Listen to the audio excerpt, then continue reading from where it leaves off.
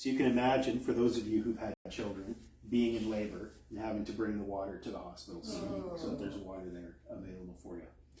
So we've also provided water to 2 of the clinics, and the 3rd clinic doesn't have access to an aquifer, so we're going to hook them up to the local municipal water source, which works probably 50% of the time, but it's better than nothing. So yeah, helping babies breathe is basically the name of the project, and helping mothers survive is the other part of the project. So how to deal with bleeding, shock, and things that happen when babies are born.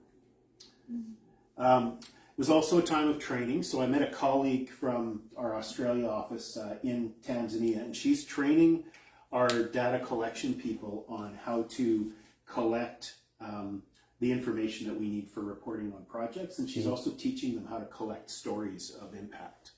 And then she also spent some time, we have we use an app to collect all of our information on villages and wells and things like that, so she did some training for them as well.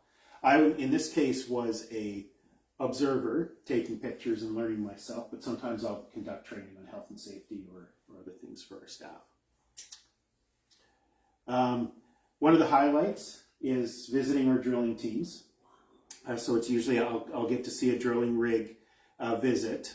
As it happened. As it happened, yes. Cool. So they're currently drilling a well, and they do about, they can drill a well in a day to a day and a half in actual drilling, and it takes half a day to set up and half a day to tear down when we're there. So it's always a highlight for me because I'm into big noisy machines and moving parts and blinky lights and all those things. Martin had asked me when I chatted with him when I got back, do I actually supervise the drill team? So I don't supervise them per se, but I do look at all the reports that they generate as they're doing it. All of our in-country teams they're all Tanzanians from our country managers right down. So had a great chance to see these guys at work, and when I'm there, they stand a little straighter and they are a lot more focused and efficient, and so it's really kind of neat to see them at work and see the work that the Lord is doing. Steve, do you speak the language, or do you get someone to interpret? I can understand a little bit of Swahili, but I need an interpreter for Swahili, and I don't speak any of the tribal They don't speak languages. French out there? Not on the East Coast. So it's former English in Haiti, a lot of people speak Creole and French. Yeah, in Benin and Togo, they speak French, and that's right. I can read French, but I have trouble with accents and understanding, and I don't have a strong vocabulary. But so I can make do in the West Africa. But I showed you this picture as well. So I'll take you through the trip. I started at the very south of the country near the Mozambique border, and then I moved further north for the training piece at a place called Kibiti. I also spent a day. 2 days actually in our office. I was setting up an accounting system for one of our accountants and setting up a couple of laptops because I'm IT support as well as other things. So a little bit of office work. That's also where I got the strongest internet. So that's where I sent it from. And then I traveled up to the capital of Tanzania to do a day of working session with the government on our new agreement. Government, we sign almost like treaties or memorandums with the government that allow us to be there. We promise to follow their rules, and they promise to support us in every way possible in the work. So I spent a day in government office negotiating the next part of it. And then the very last part of the trip, I went up to Maasai land. And I want to show you this picture because the Maasai people are nomadic cattle herders. The Maasai people. Maasai people, yeah. And I show you this because they dress very distinctly. So they dress in wraps, and it's usually got some kind of a checkered pattern or square pattern. If you're driving up and down roads within Tanzania, Benin or Togo, you can tell right away who they are because of their distinctive dress. And they are because they are nomadic and move around. It's really hard for churches to reach them but they're starting now. The government is starting to settle them into communities, and when we provide the water, because they move around because of lack of water, when we provide the water, then they're able to actually start building villages, communities. In come the pastors, the Jesus film, and we're starting to minister to the Maasai people, who are frequently they're kind of left out of evangelism because they move around so much and because they're a very closed society, distrustful of outsiders. Even the Muslims have no... Sorry, it's funny. Yeah. So this is a different kind of water well. I didn't supply any pictures, but the wells are so deep, like 150 to 180 meters deep. And so we have to use an electric pump and pump the water to an elephant-resistant tower because the elephants will come in and destroy the water point trying to get water themselves. They'll kind of pop the top off of a giant 3,000-liter water tank like it's a can of Coke.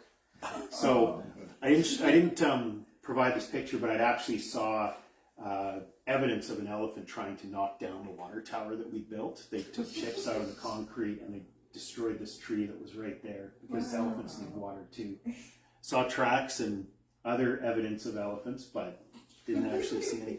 So the Maasai people, and I had an interesting, one of the highlights of my trip was an encounter that I had in this village with one of the Maasai guys who shocked me by opening up to me in English. And he said to me, basically the World Bank had funded about a $200,000 US dollar project to find water, drilled 5 wells and had no water. And we came in and on the first try found water, and they had spent so much time and the community was getting really despondent. And he said to me, you people must be close to God because you found the water when others didn't.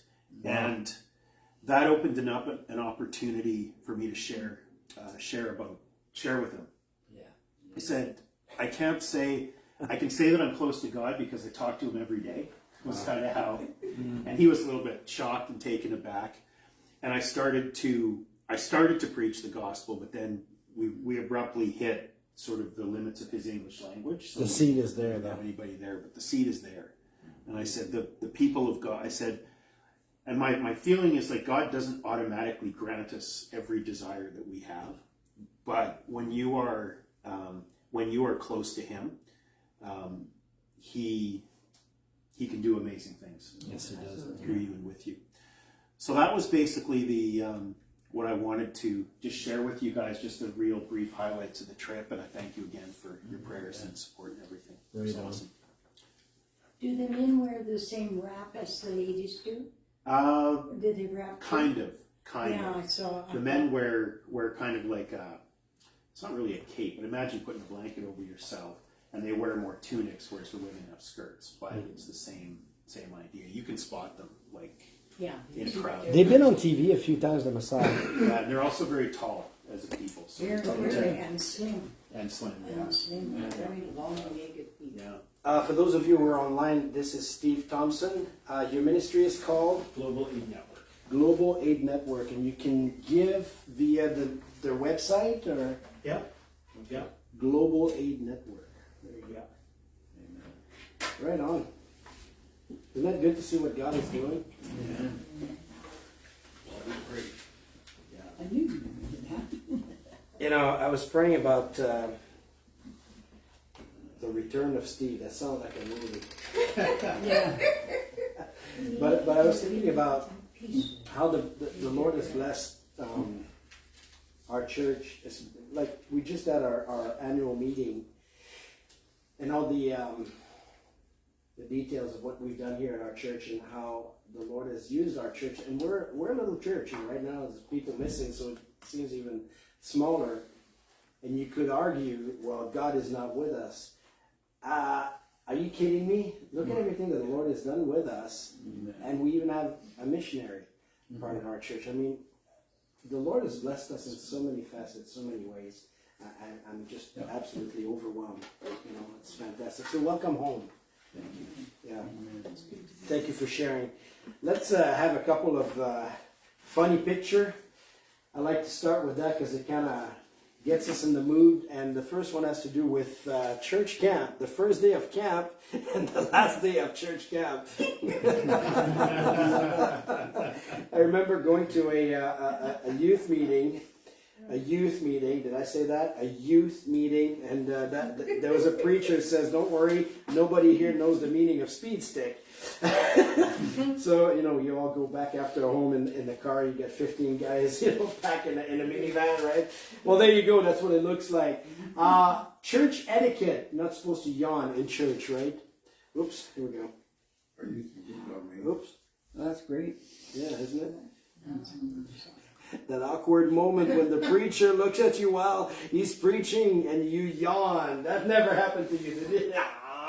Yeah, that's happened to me a few times. Pastor's kids. Kids pastor be like, where are your parents? Yeah.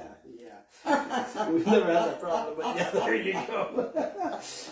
Every kid's nightmare. When your church is over, you're trying to leave, but your mom keeps talking. Have you ever had that happen to you? Yeah, never, of course. The pastor's job. I love this one. What my friend thinks I do, what my mother thinks I do, what society thinks I do, what my congregation thinks I do, what I think I do, of course, and what I really do. Yeah, exactly. Now, here we go. A resume of Ecclesiastes. I love this. If you know Ecclesiastes, the author of Ecclesiastes started like, I'm fine. It's just that life is pointless and nothing matters. There you go. Have you ever read Ecclesiastes? All is vanity. Well, there you go. Exodus chapter 18. We're going to talk about insights from Jethro. How's the feed? Is it okay? Yeah. Good. Excellent. Exodus 18. And Steve, thank you. Anytime you wanna give us an update, you're always welcome. I love hearing from what you guys are doing. So this is amazing.